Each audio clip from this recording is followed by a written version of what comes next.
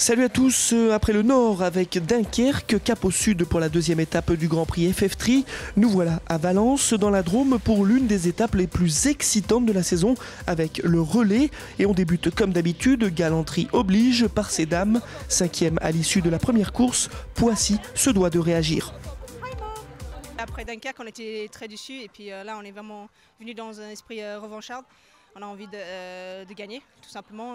Je crois qu'on a les moyens aujourd'hui avec l'équipe qu'on a. J'ai envie de les aider à gagner encore une année.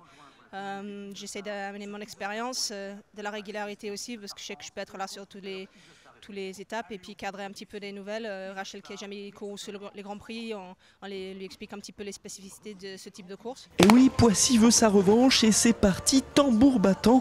On rappelle le format de cette épreuve. 5 triathlètes sont répartis dans 3 relais différents et elles doivent effectuer chacune un triathlon complet. 2 pour débuter, une seule au milieu et enfin les 2 dernières pour terminer. Ça va donc très vite. Après les 400 mètres de natation et les 10 km de vélo, 3 équipes sont au coude à coude pour la partie pédestre et notamment les filles de Poissy et Parthenay qui luttent pour le titre de championne de France. Le premier relais avec le passage de témoins.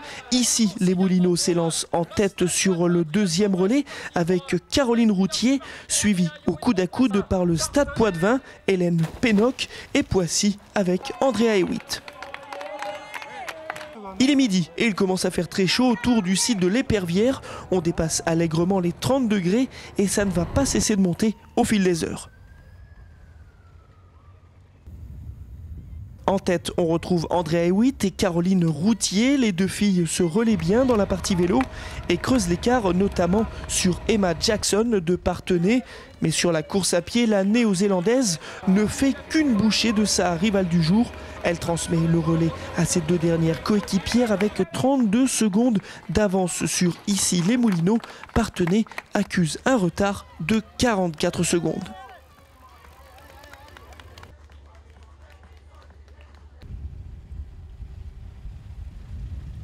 Bien organisée, l'équipe de Poissy fait tout ce qu'il faut pour tenir à distance ses adversaires. Une tactique impeccable, sachant que les 2 triathlètes dans cette épreuve doivent arriver ensemble à la fin de leur parcours. Sur la ligne d'arrivée, par contre, une seule franchit la ligne pour faire gagner son équipe. Et c'est bien Poissy qui l'emporte devant Parthenay et ici les Moulineaux. Les Pissiacaises se replacent ainsi dans la course au titre.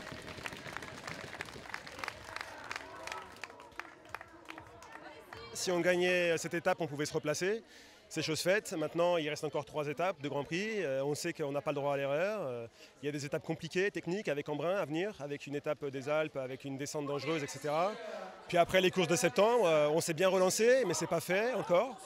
On nous dit souvent que le Grand Prix a perdu de son intérêt, mais moi je trouve qu'il est passionnant ce Grand Prix, avec des équipes constituées des meilleures mondiales. Beaucoup d'équipes peuvent gagner cette année. Et aujourd'hui, c'est notre tour de gagner, mais il faudra s'accrocher sur chaque étape.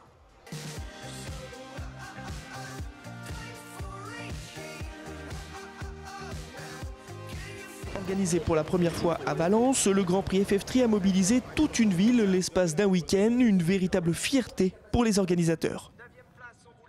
C'est une super opportunité pour l'équipe, pour les garçons qui sont natifs de Valence, de pouvoir courir devant leur public sur des terrains qu'ils connaissent par cœur. Bien que l'équipe ne soit pas forcément l'une des favorites, je pense que c'est un atout non négligeable de courir sur des terrains connus et puis devant un public conquis. C'est surtout la ville de Valence qui souhaitait qu'il y ait une grande épreuve nationale qui se déroule à Valence. Et puis pour le club, ça permet de montrer qu'un club de 240 adhérents sait se fédérer pour organiser un événement de cette dimension-là.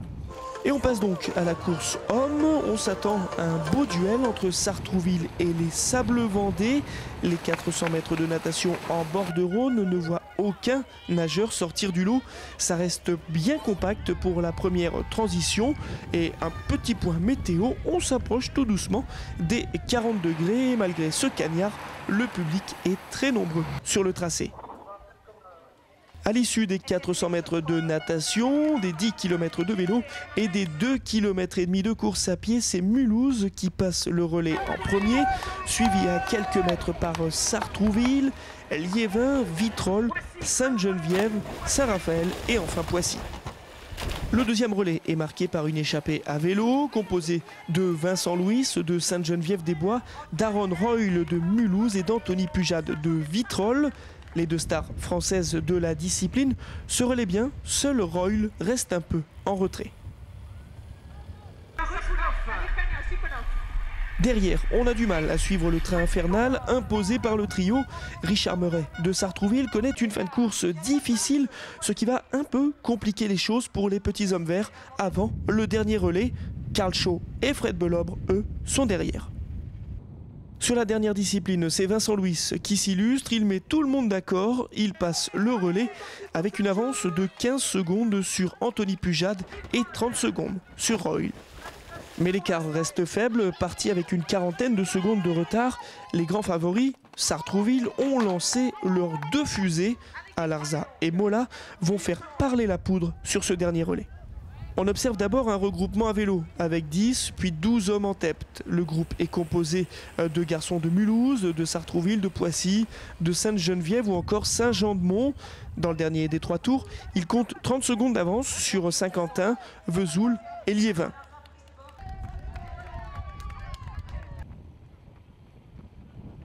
Mais dès la transition, les hommes de Sartrouville se placent en tête. Mario Mola accélère encore et franchit la ligne d'arrivée en grand vainqueur. Superbe course à pied de Brice Daubord qui prend la deuxième place juste devant Aurélien Raphaël qui complète le podium. On a eu des sueurs froides, si l'on peut dire, aujourd'hui. Ça a été difficile avec Richard Meuret qui était un petit peu défaillant.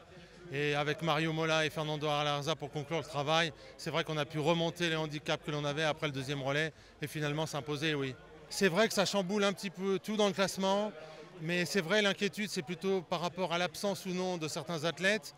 Le groupe en lui-même, on a confiance, ça fait partie des meilleurs mondiaux. On avait les 5 meilleurs mondiaux en fin d'année 2013. On a pris une petite option, il y a un petit écart qui s'est fait, mais il reste 3 courses et c'est vrai que tout peut arriver. Prochaine étape du Grand Prix FF3 pour la recherche sur le cancer, on ira du côté d'Embrun, une place forte du triathlon en France, un cadre extraordinaire et un parcours vallonné, de quoi entretenir le suspense. Alors n'oubliez pas, envie de différence, vibrez triathlon, ciao.